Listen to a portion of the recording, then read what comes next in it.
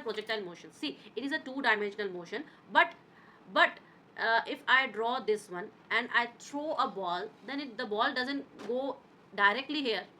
It will follow some path. If I throw it like this way, it will follow some path. Okay, having some velocity. Okay, since here it is two directions, that is x direction and y direction. I have two directions, that is x direction and y direction. Also I have some angles. Even the ball also follow a path, that is called trajectory. The path ना, ball जो path को follow करेगी उसे हम trajectory कहते हैं. So I have trajectory, I have path, I have two dimensions. So the thing, either the ball, either the stone, what we throw na, we call it as projectile. Okay, in our physics language we tell it not a ball, we don't say it as a stone. हम लोग उसे क्या कहते हैं, हम लोग उसे projectile कहते हैं. ठीक है, तो प्रोजेक्टाइल थ्रो किया जाता है, एक फॉलो करता है पाथ जिसे हम ट्रैजेक्ट्री कहते हैं, और हम लोग फिर सारी चीज़ों का एनालिसिस करते हैं कि वो ग्रेविटी के अलोन गिर रहा है या वो किसी फोर्स दे रहे हैं, फोर्स के श्रेय से गिर रहा है, कैसे गिर रहा है, कैसा उसका मोशन है, एवरीथिंग हम लोग उसका एनालिसिस करते हैं. क्लियर है. अब देखो फर्स्ट पॉइंट मैं ये कहूँगी कि जो प्रोजेक्टाइल है अब अफेक्टेड है दो किस्म की वेलोसिटी से. क्यों? क्योंकि उसके हॉरिजॉन्टल एक्सिस पर एक वेलोसिटी लगेगी, उसके वर्टिकल एक्सिस पर एक वेलोसिटी लगेगी. ठीक है, और हम ये कहेंगे साथ में ऐड करके कि भले ही ये दो वेलोसिटीज दो डायरेक्शंस में लग रही है, परंतु यहाँ पर एयर का कोई काम नहीं है. मतलब एयर कोई भी रेजिस्टेंस नहीं डालेगा. समझ रहे हो बात को, कि हम बॉल को ऐसे फेंके तो बॉल ऐसा ट्रेजेक्टरी पाथ फॉलो किया, तो यहाँ पर एयर जो आसपास जो एयर मौजूद है वो इसके पाथ पर, इसके वेलोसिटी पर कोई भी चेंजेस नहीं ला रही है.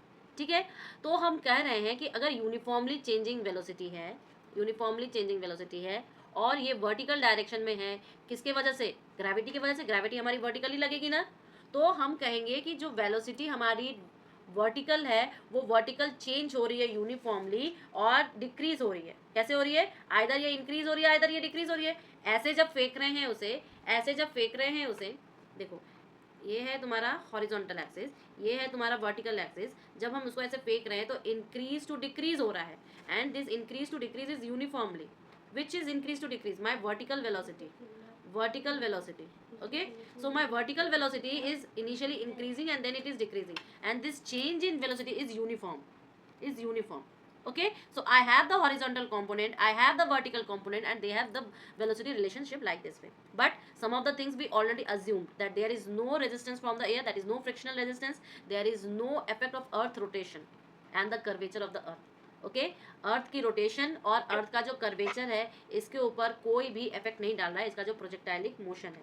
ठीक है, और इस पूरे के पूरे प्रोजेक्टाइल मोशन में जो जी है that is acceleration due to gravity, क्योंकि बॉल जो ऊपर से नीचे की तरफ अब गिरेगी वो किसके इफेक्ट से गिरेगी, जी के इफेक्ट से गिरेगी. तो हम कहेंगे इस इंटायर मोशन में जो जी है वो रिमेन कांस्टेंट रहेगा हर एक पॉइंट पर.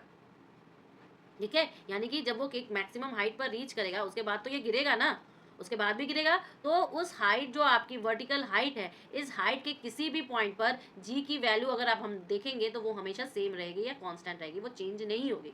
These are the some of the assumptions. Okay ना. अब देखो नेक्स्ट क्या देखो, ये एक आपका प्रोजेक्टाइल मोशन दे रहा है, और अगर मैं इसको और अच्छे से बात करूँ, एक सेकेंड बेटा, करने कुछ और वेट करो, कुछ और क्या कुछ हो तो नहीं.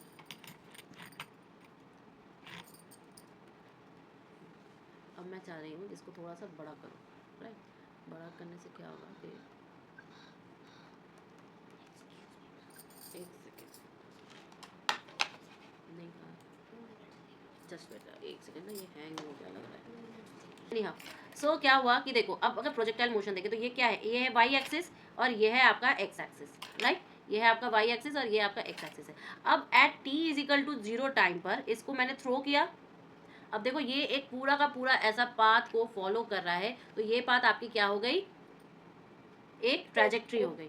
ठीक है, अब देखो जब ये मैंने इसको यहाँ से थ्रो किया ऐसे, तो ये इस डायरेक्शन में u जाएगा, तो u का ये हॉरिजॉन्टल कंपोनेंट और वर्टिकल कंपोनेंट हो गया. तो इसका मतलब क्या हो गया, u x और u y.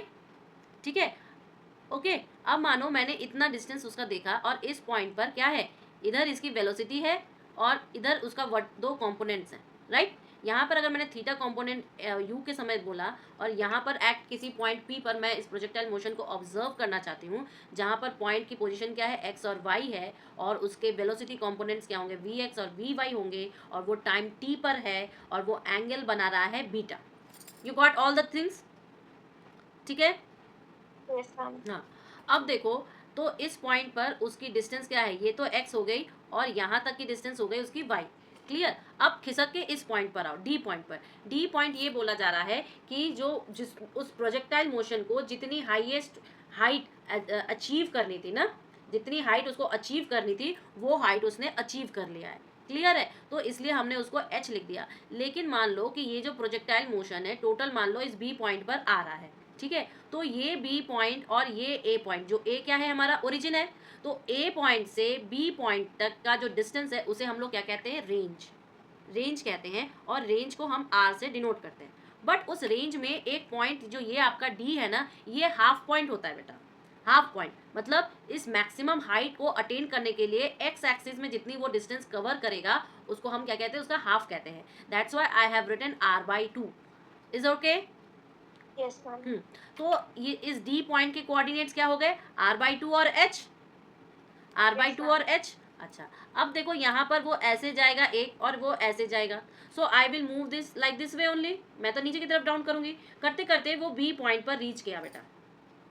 क्लियर। जब वो बी पॉइंट पर रीच किया तो वो स्टॉप हो जाएगी ना, वो स्टॉप हो जाएगी।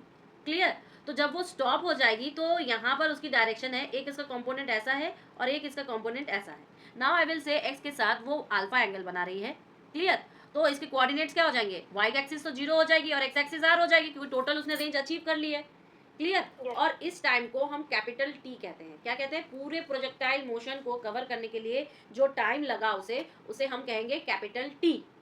क्लियर है। तो हमारे पास ओवरऑल क्या हुआ, ये बॉल जो है, जो प्रोजेक्टाइल को मैंने यहाँ से थ्रो किया, इसने पूरा पाथ कवर किया, A P D and B, और कवर करने के बाद वो यहाँ पर स्टॉप हो गया। So I will say that जो एक्सेलरेशन होगा यहाँ पर, वो एक्स एक्सिस पर तो 0 हो जाएगा और वाई एक्सिस पर कैसे चलेगा, ये जी के हिसाब से चलेगा। ऐसे जी मेरा नीचे जा रहा है ना, तो इसलिए Yes, ma'am. माइनस जी के हिसाब से चलेगा। ये दोनों क्या है, मैंने आपको बोला यू एक्स और यू वाई क्या है, ये ओरिजिन जो ए पॉइंट था उस पॉइंट से जिससे मैंने आपके प्रोजेक्टाइल को थ्रो किया था, ये वही है। क्लियर है। सो इट विल ट्रैवल बेटा a horizontal displacement and a vertical displacement due to this two velocities. ठीक है, ये आपका क्या करेगा, हॉरिजॉन्टल डिस्प्लेसमेंट को ट्रैवल करवाएगा। ये क्या करवाएगा, हॉरिजॉन्टल डिस्प्लेसमेंट को ट्रैवल करवाएगा, जबकि ये किसको ट्रैवल करवाएगा, वर्टिकल डिस्प्लेसमेंट को। क्लियर है, ये वर्टिकल डिस्प्लेसमेंट। लेकिन अब जब पॉइंट पी पर हमने रीच किया, तो वेलोसिटी ऐसे जा रही है, फिर इसकी ऐसे कंपोनेंट्स आएंगे ना, फिर इसके ऐसे कंपोनेंट्स आए, और जो कंपोनेंट्स आए, थीटा तो हॉरिजॉन्टली नहीं लगता, हाँ न्यू कॉस थीटा तो हाँ ठीक है, कुछ क्लियर है ना। हाँ हाँ, सो जब ये इस पाथ को ट्रैवल कर रहा है, तो ऑब्वियस ही बात है ये उसकी वेलोसिटी है, इसका कंपोनेंट ऐसे है, तो बीटा एंगल यहाँ पे बना रहा है हॉरिजॉन्टल के साथ। So again at point P I have, at point P जहाँ पर एक्स और वाई इसके कोऑर्डिनेट्स हैं, I have V X and I have V Y, right. So V X will be what, V cos बीटा, and v by v will be what, v sin theta, sin beta, right. I have these components, but also I have one thing more. What I have, I have two things more, that is the equation acceleration. At this point I will say you the acceleration is what, ax will be 0. Okay, ax will be 0. Why? Because my velocity is constant. Why? Because my horizontal velocity is constant. Clear है. So when my horizontal velocity is constant, I will say that vx is equal to ux plus at axt, and this part is 0, so I can say vx is equal to ux, right. Vx is equal to ux because of your ax is equal to 0. So since my horizontal velocity is constant, my these two quantities are equal. Okay. हम दोबारा बताना है ये वाली, तो हमें दोबारा बता दो। देखो, चलो इसको एक बार फिर से बताते हैं। एक सेकेंड कहाँ गया, रुक जाओ, इसको ना डिलीट कर, जैसे कि कैलकुलेशन में फिर से कर सकूं। ये है दैट कि मेरे पास एक पॉइंट ए है, राइट, और पॉइंट ए क्या है, ओरिजिन है। ओके, सो ओरिजिन से मैंने एक वेलोसिटी u से थ्रो किया projectile. So my this projectile have two components na, because it is moving like this way. So it have two components, this one and this one. So this is vertical component, this is horizontal component, but they are making angle theta. This is my u. So it will be ux cos theta, u cos theta is equal to ux, and u sin theta is equal to uy, right? Okay. Now next I reach to the at point P. Point P where I have the coordinates x and y. Now this point P is like this way here. So when it's go like this way, I have my velocity like this way. So I have these two components, right? Again horizontal and vertical, and my motion is like this way. So I make this angle as beta. Now, okay.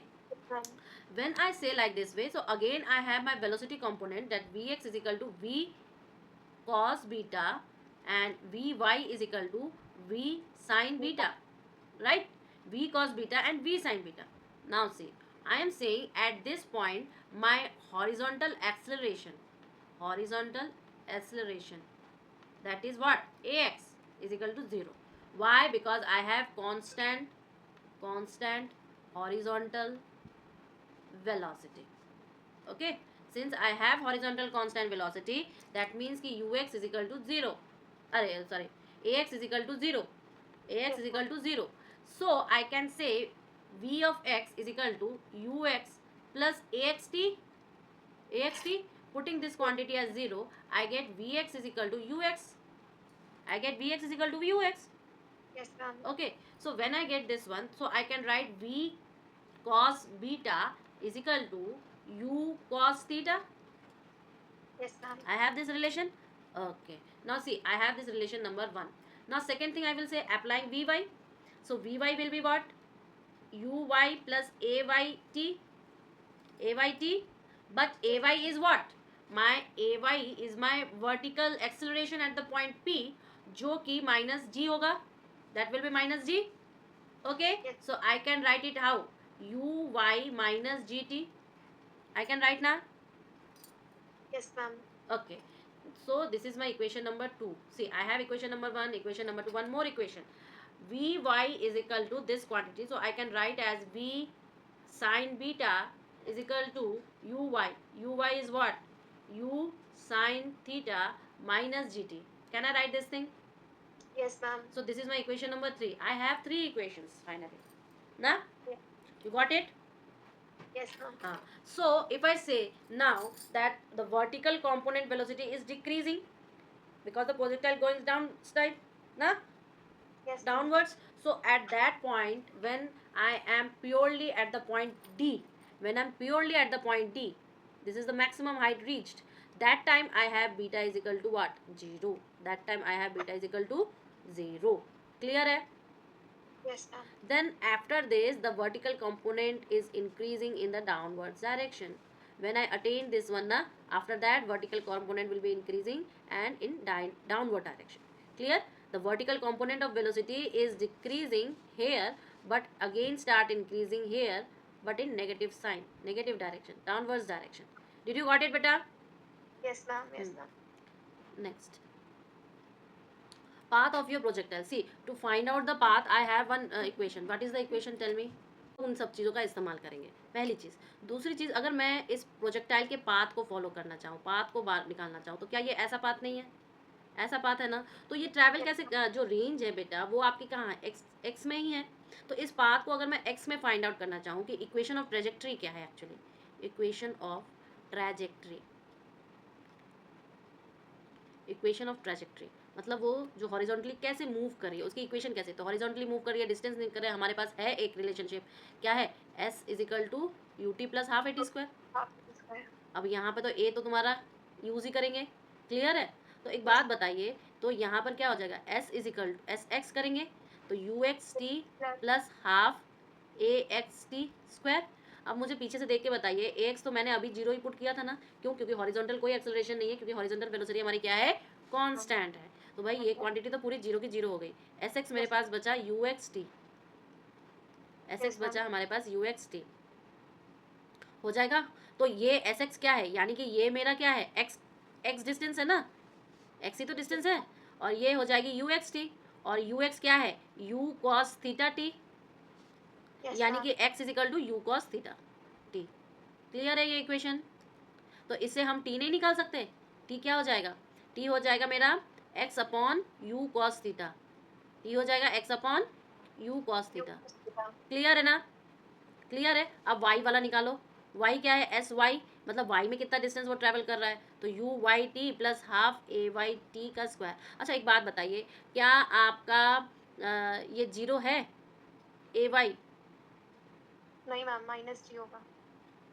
A Y minus g होगा, right? सो हम लोग इसको put करेंगे कैसे, ए यहाँ पर minus half G T square हो जाएगा, यही ना? Ma'am yes ma'am. हाँ, और टी तो हम यहाँ से लिए ही हैं, तो ये क्या हो जाएगा बेटा जी, ये मेरा तो पहले तो इसको यू साइन थीटा पुट कर सकते हैं, टी के जगह पे x upon you cos theta put कर सकते हैं, ठीक है? Yes. और यहाँ पे हाफ जी टी स्क्वायर की जगह x by you cos theta put कर सकते हैं ना, Yes मैम. स्क्वायर। अब मुझे एक बात बताओ कि यू यहाँ से कटेगा, क्लियर है? Yes ma'am.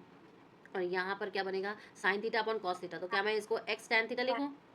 Yes हाँ, मैम. और minus half g x square upon u square cos square theta, ठीक है? ये हो जाएगा तुम्हारा वाई कोऑर्डिनेट्स।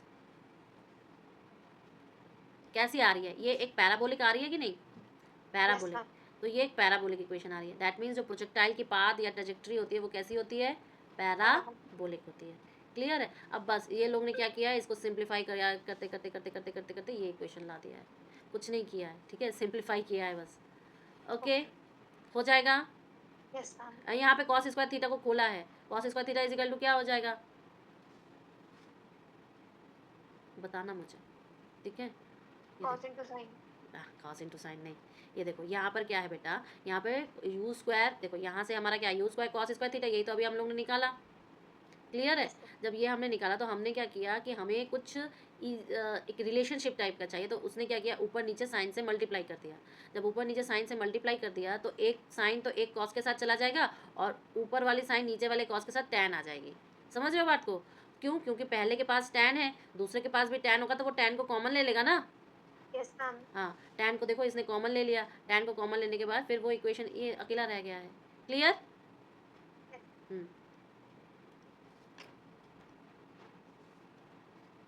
आजा भाई।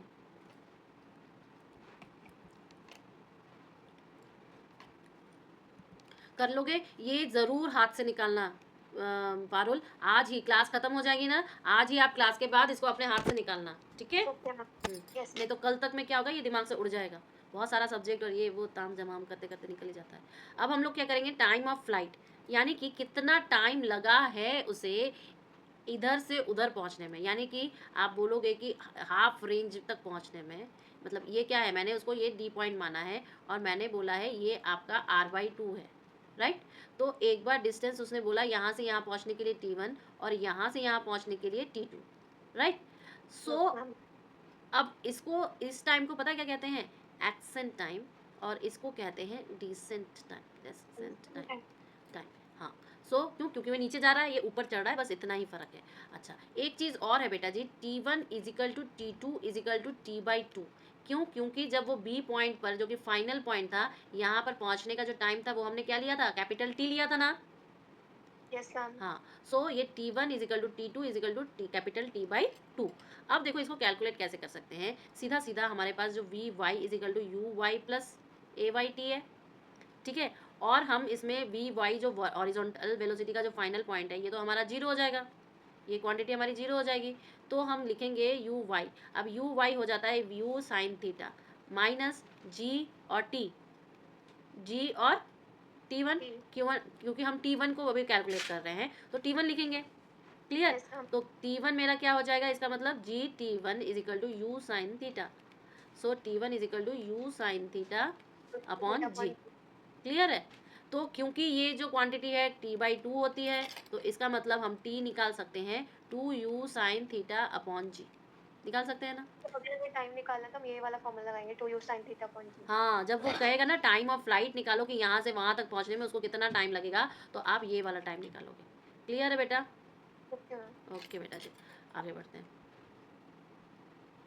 मैक्सिमम हाइट h, अब मैक्सिमम हाइट h वो कैसे करेगा, तो ऑब्वियस ही बात है, मैक्सिमम हाइट उसकी a से d तक ही थी ना, a से d Yes, तक ही थी, तो इसको हमने h बोला है।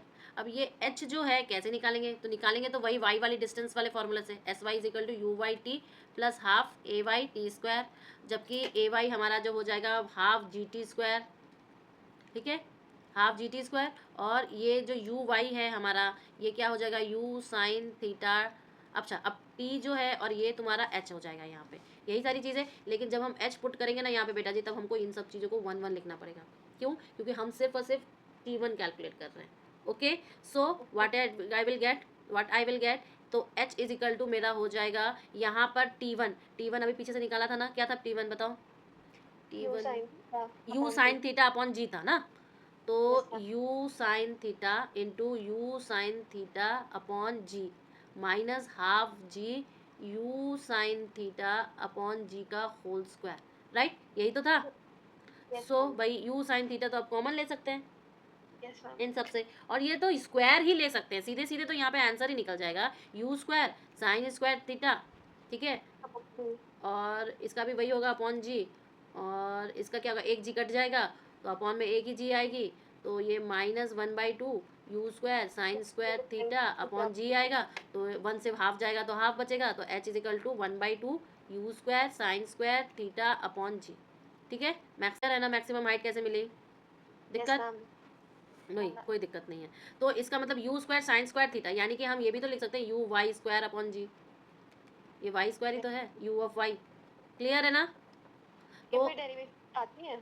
अब देखो एक्चुअल ये चीज़ क्या थी कि हमने हॉरिजॉन्टल रेंज निकाली है, और कैसे निकाला कि मैक्सिमम कैसे हॉरिजॉन्टल, तो आर तो हो जाएगा इसको पुट करने पर, यू एक्स हमारा जीरो, ए एक्स जीरो है, तो इसका मतलब ये आ गया टी हमारा t/2 था, पीछे से हमने रिलेशन पुट किया u sine theta upon g put किया, और फिर मेरे पास 2 sine theta cos theta is equal to sine 2 theta होता है, तो मैंने वो चीज़ निकाली। अब हमें मैक्सिमम अगर निकालना है तो कैसे, साइन थीटा को 1 निकालना है, यानी कि 2 थीटा को 90 degree, theta is equal to 45 आ गया, कुल मिला के ये मेरा हो गया। अब नेक्स्ट हमारा स्लाइड क्या है, ये इसी चीज़ को ही बता रहा है क्या, अच्छा रेंज 1 और रेंज 2 करके करवा रहा है कि अगर दो डिफरेंट एंगल्स पे छोड़े हम, अच्छा इसको बता देते हैं एक बार, कि मान लो ऐसे, अब प्रोजेक्टाइल को मैंने एक एंगल पर छोड़ा, ये यहाँ पर गया, दूसरे बार मैंने छोड़ा किसी एंगल पर तो वो यहाँ पर गया, अब उसने दोनों टाइम की जो रेंज है उसकी सेम है, तो अगर दोनों टाइम की रेंज इसकी सेम है, इसका मतलब जो होगा एंगल्स का जो लोचा इसका है, वो हाइट भी डिफरेंट डिफरेंट अटेन करेगा, याद रखना, वो डिफरेंट डिफरेंट हाइट अटेन करेगा, लेकिन इसके एंगल्स जो होंगे वो फाइनली माइनस माइनस करा के सेम आने चाहिए। समझ रहे हो बात को, ये चीज़ यस मैम।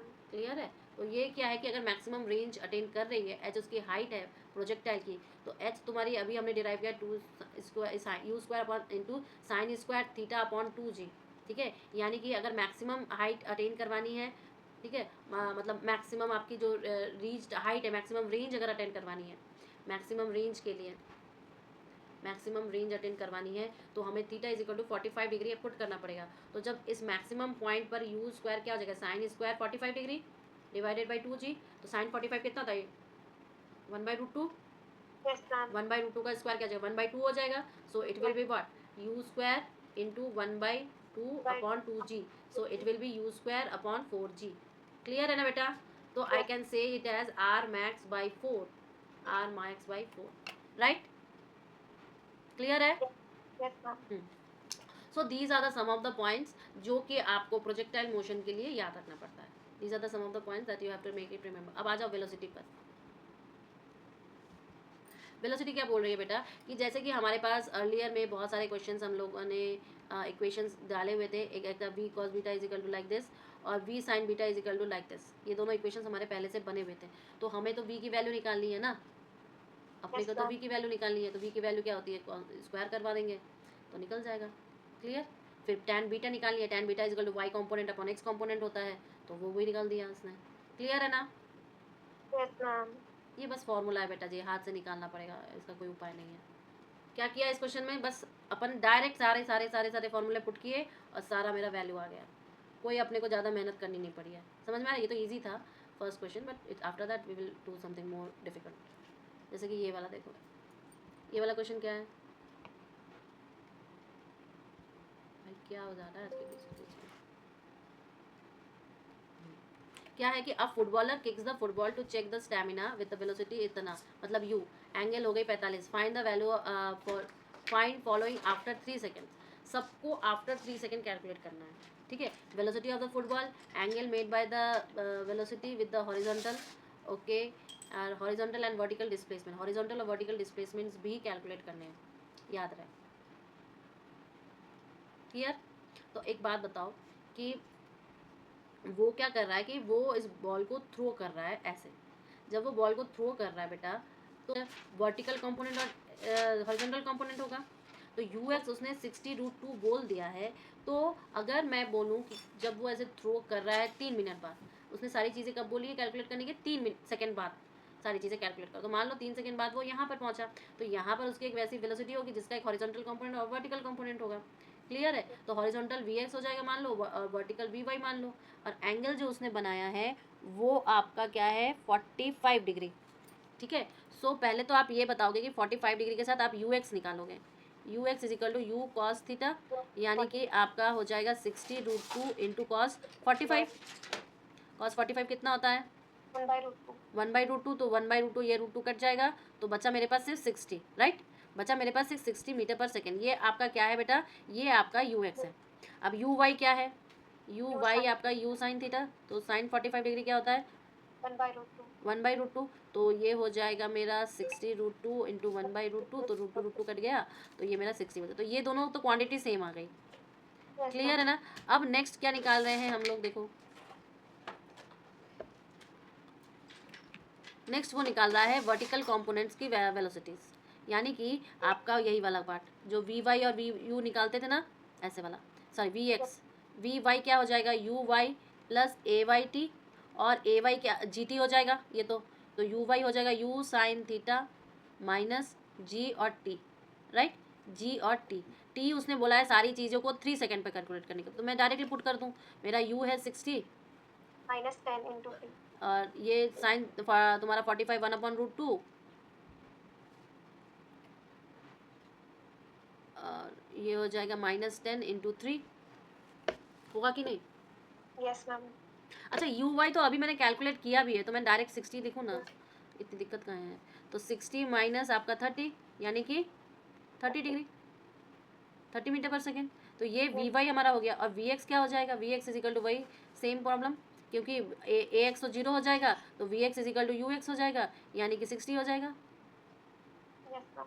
ये चीज़ और ये चीज़ तो क्लियर हो गई। अब v की वैल्यू हम निकाल सकते हैं, v की वैल्यू हो जाएगी v x square plus v y square का अंडर रूट, तो ये हो जाएगा 60 का स्क्वायर प्लस आपके 30 का स्क्वायर का अंडर रूट, तो ये हो जाएगा 3600 प्लस 900 का अंडर रूट। क्या होगा बताओ बेटा जी। 4500। 0 45, यानी कि 100, तो 10 तो बाहर निकल जाएगा, 45 हो जाएगा, यानी कि 8 पंजे 45, 8 पंजे 40 होता है, 8 9 5 9 45, ठीक है। 9 यानी कि 3 बाहर निकलेगा, 3 बाहर निकलेगा, तो √5 अंदर रहेगा, तो मीटर पर सेकेंड, यानी कि 30 मीटर पर सेकेंड, राइट। यही है क्या, देखो हाँ यही है। अब एंगल tan थीटा निकालना है, तो tan थीटा हो जाएगा y component upon x component, मतलब वी का। तो ये वाई कॉम्पोनेंट है हमारा, कितना निकला था 30, तो 30/60, 1/2 ना, 1/2 निकला, तो theta is equal to tan inverse of 1/2। Is it okay, yes ma'am. Clear है। अब और क्या निकालना है, हॉरिजॉन्टल कंपोनेंट वाई की डायरेक्शन निकालनी है, वाई निकालना है ना, कि रेंज निकालनी है, रेंज बोला था, हॉरिजॉन्टल डिस्प्लेसमेंट और वर्टिकल डिस्प्लेसमेंट, तो हॉरिजॉन्टल डिस्प्लेसमेंट यानी कि आर, यस मैम। और आर तो वही है आपका एक्स एस एक्स